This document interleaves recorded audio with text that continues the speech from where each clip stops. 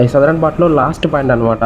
Sri Lanka just 30 కిలోమీటర్లు ఏమో. బెంగాల్ మాత్రం చాలా వైలెంట్గా ఉంటాయంట. అలలో బలిగొండిందో చాలా మంది చనిపోయారంట కూడా అండి ఇక్కడ అసలు. Welcome back to our channel. ఈరోజు మనం ఈ వీడియోలో రామేశ్వరం ట్రిప్లోని పార్ట్ 3 వీడియో చూసుకుంటాము. ఇది చాలా ఇంట్రెస్టింగ్ ఉంటుందండి. ఇంట్రెస్టింగ్ అంటే ఏంటంటే, ఇక్కడ ఈ వీడియోలో మనం ధనుష్కోడి అలాగే రామసేతు వ్యూ పాయింట్ అవన్నీ కవర్ చేస్తాము. అసలు ధనుష్కోడి టౌన్ యొక్క పాస్ట్ ఏంటి అన్నీ కూడా చూసుకుంటాము. చాలా ఇంట్రెస్టింగ్ ఉంటుందండి. వీడియో ఎవరు స్కిప్ చేయకుండా లాస్ట్ వరకు చూడండి. అలాగే మన రామేశ్వరం ట్రిప్ది పార్ట్ 1, పార్ట్ 2 వీడియోస్ కూడా ఎవరైనా చూడకపోతే ఈ వీడియో కింద డిస్క్రిప్షన్లో ఆ 2 వీడియోస్ యొక్క లింక్స్ కూడా ఇస్తాను. అవి కూడా ఒకసారి వెళ్ళి చూడండి. రండి వీడియోలోకి వెళ్దాం. ఇప్పుడు మనం రామనాథ స్వామి టెంపుల్కి వెళ్తున్నామండి. ఇది మన రామేశ్వరం నుండి సుమారు 13 కిలోమీటర్ల దూరంలో ఉంటుంది.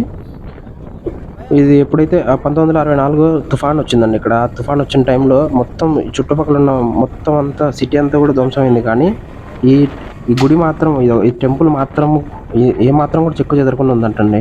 అదే ఈ ఆలయం యొక్క ప్రత్యేకత. ఈ టెంపుల్ మొత్తం 3 వైపులా మొత్తం చుట్టూ వాటర్ ఉంటాయండి. మధ్యలో టెంపుల్ ఉంటుంది. చాలా బాగుంటుంది అసలు. ఇప్పుడు చూడండి, ఇక్కడ మనకు కనిపిస్తున్న విజువల్స్ అన్నీ కూడా సూపర్గా ఉంటాయి అసలు. అక్కడ వెళ్తా ఉంటే అసలు మామూలుగా లేదు ఫీలింగ్ అన్నది. ఎంజాయ్ చేస్తారు అసలు.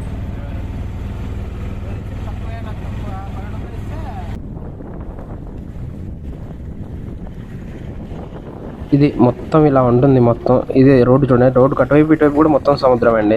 ఇది అక్కడ కనిపిస్తుంది మన గుడి. వచ్చేసామండి, టెంపుల్ దగ్గరకు వచ్చేసాము. ఇదే టెంపుల్. రావణాసుడు సీతను తీసుకుని వెళ్ళిపోతాడు కదండి. అప్పుడు విభీషణుడు రావణాసుడికి చెప్తాడంట, సీతాదేవిని తిరిగి రామయ్యకి ఇచ్చేసేయండి లేకపోతే ఇబ్బంది అవుతుందని.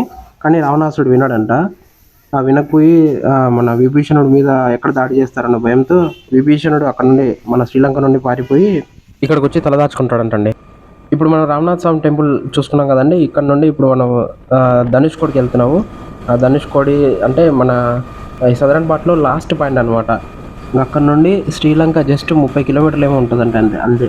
అక్కడికి వెళ్తున్నాం ఇప్పుడు. మొత్తం ఒక్కసారి విజువల్స్ అన్నీ చూడండి. అక్కడ ఫిషింగ్ బోట్లు, అసలు అటువైపు ఇటువైపు మొత్తం సముద్రం, మధ్యలో రోడ్డు. మేము వెళ్తున్నాము. అసలు మామూలుగా లేదండి. ఒకసారి మీరు కూడా చూసి ఎంజాయ్ చేసేయండి విజువల్స్ అన్నీ కూడా.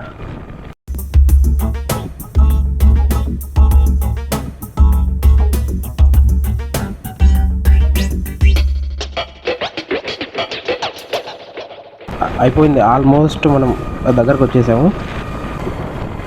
అయిపోయింది, వచ్చేసాము. అక్కడ లాస్ట్ పాయింట్ అనమాట. ఇది ఈ రోడ్ ఇక్కడికి ఎండ్ అయిపోతుంది. ఫైనల్లీ మనం లాస్ట్ ల్యాండ్ ఆఫ్ ధనుష్కోడి దగ్గర ఉన్నామండి. అదే రామసేతు వ్యూ పాయింట్. ఇక్కడ మనకి ఒకవైపు ఇండియన్ ఓషన్, మరోవైపు బే ఆఫ్ బెంగాల్ రెండు ఉంటాయి. ఇక్కడ ఈ పాయింట్లో మనం ఎక్కడైతే ఉన్నామో అక్కడ రెండు కూడా కలుస్తాయండి. ఇప్పుడు మనం ఇక్కడ చూస్తున్నాం చూసారా, ఇదంతా కూడా ఇండియన్ ఓషన్.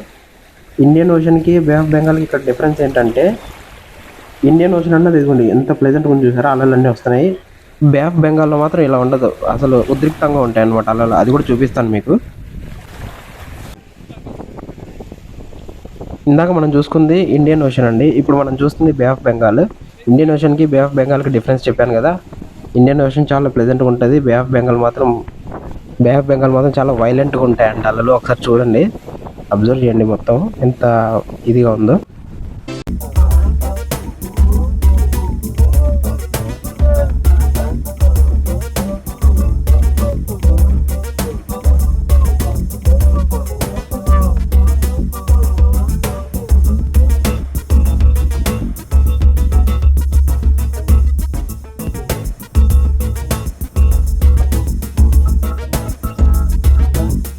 ఇక్కడ మనకు క్లియర్గా తెలుస్తుంది చూడండి బే ఆఫ్ బెంగాల్ యొక్క విశ్వరూపం.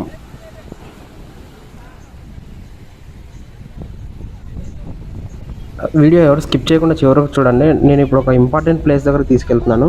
అదేంటంటే, ఒక 60 సంవత్సరాల క్రితం ఒక సిటీ ఉండేది. ఆ సిటీ ఇప్పుడు ఎట్లా అయిపోయిందో ఒకసారి మీకు చూపిస్తాను. 1964లో తుఫాన్ వచ్చిందని చెప్పాను కదా. ఆ తుఫాన్ దాటికి ఆ సిటీ చాలా భయంకరంగా అయిపోయింది. ఆ సిటీనే, ఆ టౌన్నే గోస్ట్ టౌన్ అంటారు. అది మీకు చూపిస్తాను ఎట్లా ఉంటుంది ఏంటన్నది. ఈ దారిలో, అక్కడికి వెళ్ళే దారిలో ఇదంతా ఇట్లా ఉంటుంది వ్యూ. చూడండి ఒకసారి, సూపర్ ఉంది అసలు, మామూలుగా లేదు. మీకు కెమెరాలో ఎట్లా కనిపిస్తున్నాయేమో నాకు తెలియదు, కానీ ఇక్కడైతే ఎంజాయ్ చేస్తారు. ఇక్కడ వచ్చేసాము. ఆల్మోస్ట్ మనం ఫైనల్గా గోస్ట్ టౌన్ దగ్గర ఉన్నాము. ఇది మనకు రామేశ్వరం నుండి ధనుష్కోడికి వెళ్ళే దారిలోనే ఉంటుందండి. ఇప్పుడు రామసేతు వ్యూ పాయింట్కి వెళ్ళాం కదా, ఆ మధ్యలోనే వస్తుంది. ఒకసారి మొత్తం చూపిస్తాను మీకు. ఇక్కడ ఒకప్పుడు ఇది ఒక టౌన్ అంటే మీరు కూడా నమ్మరు అసలు, అంత ఇదిగా ఉంటుంది. మొత్తం శిథిలావస్థకి వెళ్ళిపోయింది. ఇక్కడంతా స్టార్టింగ్లో మనం కొంచెం టౌన్ లోపలికి వెళ్ళేటప్పటికి ఇదంతా మనకి ఇక్కడ చిన్న చిన్న షాప్స్ ఉంటాయి. ఇక్కడ మనకి గవ్వలు అన్నీ కూడా దొరుకుతాయి బాగా. అసలు ఈ ఏరియా కూడా అసలు మామూలుగా లేదంటే చాలా ప్లెజెంట్గా ఉంది, భలే ఉంది అసలు ఇక్కడ.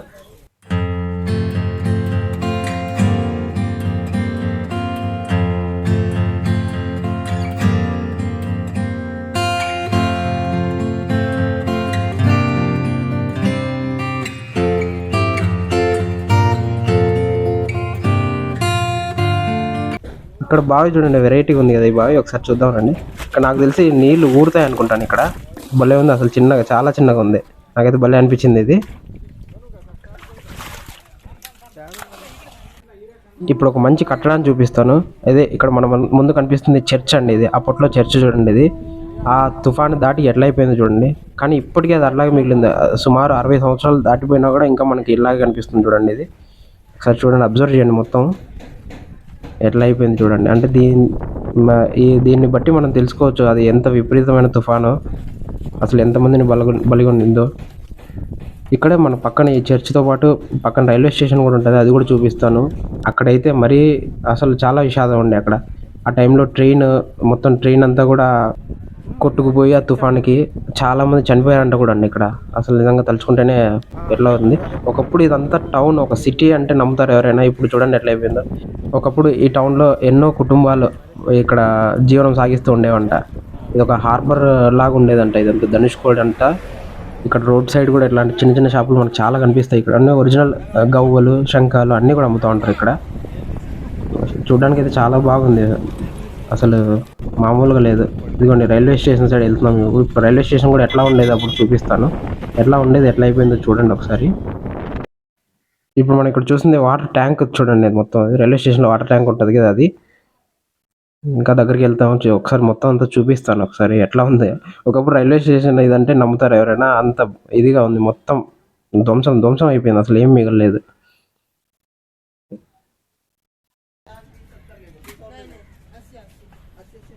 మనం ఇక్కడ ఎక్కడ తిరిగినా ఇవే షాపులు కనపడుతున్నాయండి. అసలు రకరకాల శంఖాలు, రకరకాల గవ్వలు అన్నీ సముద్రంలో దొరికేవన్నీ కూడా మనకి ఇక్కడ దొరుకుతాయి. నిజంగా చూడడానికి కూడా చాలా బాగున్నాయి. కాకపోతే మనకు అవసరం ఉండదు కాబట్టి మనం ఏం తీసుకోలేదు, వాటితో పెద్ద ఉపయోగం ఉండదు మనకి. అందుకే ఇక్కడే మనం చూస్తున్నంత ఇదంతా రైల్వే స్టేషన్. ఒక రైల్వే ట్రాక్ ఉండే ఫ్లోర్ కూడా, బేస్ కూడా ఉంది ఇక్కడ, మీకు చూపిస్తాను అది కూడా. ఇక్కడ మనకు కనిపిస్తుంది చూసారా, ఇదంతా రైల్వే స్టేషన్ బిల్డింగ్స్, ఆ ట్యాంక్, అప్పట్లో ఆఫీస్ బిల్డింగ్స్ అవన్నీ చూడండి. ఇక్కడ ఇది మనకి రైల్వే ట్రాక్, ఇక్కడ ఉండేది రైల్వే ట్రాక్. ఇక్కడ ఇంకా మనం క్లియర్గా చూడండి, ఇది రైల్వే ట్రాక్ అంతా బేస్, ఇదంతా రైల్వే ట్రాక్ బేస్ చూడండి ఒకసారి. మొత్తం అంటే 60 years బ్యాక్ ఇక్కడ ఒక ట్రైన్ రన్ అయ్యేది. ఆ తుఫాన్ దెబ్బకు ఆ ట్రైన్ కూడా పడిపోయి సుమారు 2,000 మంది పైన చనిపోయారంటండి. ఇక్కడ ఎంత విషాదం కదా నిజంగా. మొత్తం చూడండి ఇక్కడంతా ఆ ట్రైన్ ఆఫీస్ బిల్డింగ్స్ అన్నీ చుట్టూ ఇట్లా ఉంది. ఇప్పుడు మొత్తం శిథిలం అయిపోయి ఉంది. ఈ వీడియోతో మన రామేశ్వరం ట్రిప్ ఎండ్ అయిపోతుందండి. ఇలాంటి మరిన్ని వీడియోస్ కోసం మన ఛానల్ సబ్స్క్రైబ్ చేయండి, అలాగే లైక్ చేయండి. Thank you.